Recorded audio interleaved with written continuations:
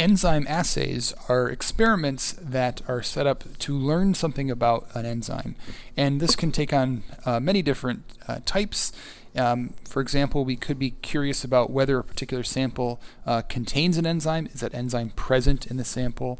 It also could involve a very complicated set of reactions like we would do in a steady state kinetic analysis, where we were after things like kcat, Km, and Ki, those kinetic parameters.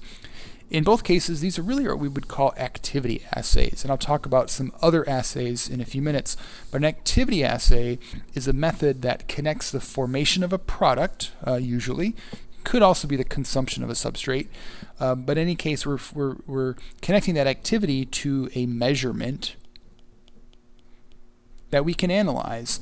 And in the case of enzymes, they're doing things on a very much microscopic scale, so we need to connect that activity, that production of product, into something that an instrument can measure, and we need to validate and interpret that. And so to set up a reaction, an enzyme assay is going to consist of the following. We're going to need a buffer, which of course we are all familiar with, because we need to control things like the pH. We might even need to control the salt concentration. Certain enzymes need to have different ionic strengths in the solution, and so you might have to add sodium chloride or potassium chloride potentially to those solutions. Of course, we need the substrate, whatever that happens to be, in the reaction. It could also require cofactors. So does the reaction require, say, a magnesium ion? Does it require NADH or something like that? And then finally, of course, we need the enzyme. And so these would be examples of in vitro enzyme assays where we're isolated the enzyme and we're studying its reaction in isolation. And can't emphasize enough how much careful pipetting and attention to detail and being very carefully thought out in terms of the way these experiments are being done really matter. You need to be very reproducible and careful to get good data, especially if we're after things like steady state kinetics, like we will be doing in this course. Another thing is avoid pipetting very small volumes, and by small volumes we mean volumes that are less than 1 to up to 5 microliters in volume. And I know we've got pipetters that can, they say they can pipette down to 1 or even lower than 1. Some of those pipetters are rated for 0.2 microliters.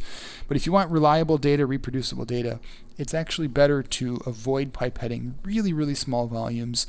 When I'm doing kinetics and when I'm having my students in the research lab do kinetics, we set things up so that we're always typically pipetting 5 microliters or more for those. Really increases the reproducibility of the results. So how do we detect the reaction? In the spectroscopy lecture, we talked about spectrophotometry and how we're looking at an absorbance change, and it's one of the easiest and most reliable methods, assuming we can do that with our particular system. And so, yeah, absolutely, that if we can observe an absorbance change when the substrate is converted to product, that would be fantastic. And there are a lot of enzymes where that is the case. Certainly, dehydrogenases would be an example of these, and you've encountered some dehydrogenases in Chem 461. Both lactate dehydrogenase and glyceraldehyde 3-phosphate dehydrogenase were enzymes that utilize the nicotinamide cofactor NAD+, and the substrate, which is in a more reduced form, became a more oxidized product, like glycerate, for example, and that resulted in the formation of NADH, the reduced form of that cofactor. Now, something really important happens upon this. What we're looking at here is essentially absorbance as a function of wavelength. And so in this plot, we've got two different curves. Notice that NADH, right about 340 nanometers is where this peak is, has a very strong absorbance. And when then we're looking at the oxidized form NAD+, that the absorbance at 340 is considerably less. So we see this very massive delta A, this change in absorbance at 340 nanometers, when NADH becomes oxidized or reduced. That process has a massive change. And indeed, this is a very, very common and important result, because NAD and NADH are common in metabolic enzymes, certainly in other places, that a lot of times we can exploit something like this. So in this example, we certainly would see that over time NADH is produced. NADH has a signal that is a strong peak of absorbance at 340 nanometers, and so over time we would see an increase in the absorbance at that wavelength. A couple other things we have to think about is the cuvette choice. So if we're talking about, again, we're talking about spectrophotometry here, that plastic cuvettes are good for visible range, and some are okay for some wavelengths of UV. So there are cheaper plastic cuvettes that we often use for visible spectrophotometry, but if we're talking about UV, we have to be careful because some of those plastic cuvettes will absorb UV. Quartz is what we have to use for UV, and of course it's totally fine for visible. But if we really want to be careful in terms of measuring absorbance changes in the UV ranges, especially lower UV, we need to use quartz cuvettes. And so we will pay attention to that in this course. Certainly if we're doing things UV, we're going to use quartz cuvettes for that. If we're looking at changes in the visible range, like you will be doing for much of your enzyme assays, we're going to use plastic cuvettes for that. Another important concept is the blank. So whenever we're running a spectrophotometric experiment, we have to blank the sample. And usually a blank consists of all reaction components except the enzyme. Now that's not always the case, but I think in our case it will be. Remember, a blank tells us what the 0 point is. And so we need to have everything in that sample besides the enzyme, and that sort of represents the 0 point. And once we add the enzyme, then something spectrally is going to be changing in the reaction. Now, this was all sort of talking about spectrophotometry, but there are other methods involved there are other methods that can be utilized for enzyme assays. We're not really going to get into a lot of these, but we can do things like HPLC, where we're separating products from reactants and quantifying them. NMR, mass spec, there are other ways that these can be done. A lot of those assays are much more involved. So in our course, we're going to spend a lot of time with spectrophotometric assays, and most of the time the key for what we're going to be doing is we're going to determine the rate of product formed under initial velocity conditions. And that is to say when the enzyme has produced very little product very early on in the course of the reaction. And of course, if you remember from enzyme kinetics, that's the way we do kinetic studies, is that we look under initial velocity conditions.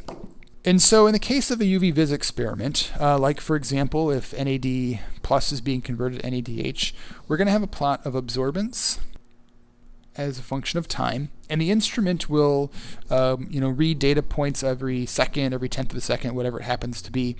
And what we expect is then we're going to have data that start off kind of at 0 because we've appropriately blanked the system. And then we add enzyme, hit go, and the absorbance will increase. And so initially, the data really should be linear, it should form a straight line. But as the reaction continues along, it's going to approach equilibrium, and the absorbance change will kind of level off, and there'll be no change in absorbance over time. This is not a Michaelis-Menten curve. This is an absorbance as a function of time curve. And we actually want to fit a slope. We're always going to do this, is fit a slope to the linear portion. So if we should be able to see that this right there has a particular slope to it. And that slope in this case is in units of absorbance per minute, or absorbance per time. We certainly want to exclude this nonlinear data here from that. And you'll have to make judgments on that when you're doing your reactions in the laboratory. But we need to do the best job possible to include only the linear data here to get this slope. But the units are in absorbance per minute. And that's not really the true initial velocity. We need to convert that using Beer's law into something like micromolar per minute. So what we'll end up doing is converting that using Beer's law into a slope that is micromolar per minute, some kind of concentration per time, and that right there is indeed the actual initial velocity. And this is the type of stuff that we're going to use. Once we obtain this, we obtain a slope, we can do various mathematical manipulations to that, and we can get things like specific activity. We can do a bunch of these different experiments and different substrate concentrations, and we can produce a Michaelis-Menten curve, for example, if we're interested in steady-state kinetics. But this process is pretty common. There are some other terminologies I want us to be aware of. For example, a continuous assay.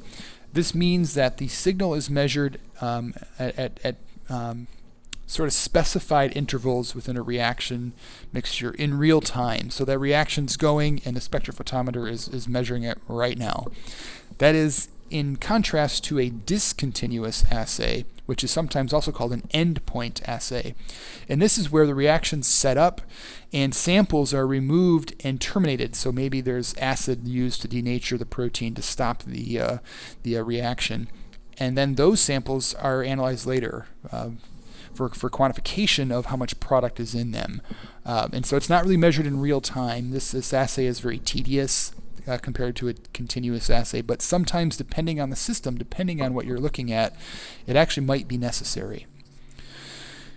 And so another term to understand is what a direct assay is. And this is what we have been talking about, where the conversion of substrate to product is directly observed. And that's usually because the substrate and the product have different spectral properties, just like NAD plus and NADH absorb differently. If you're looking at that, that would be a direct assay.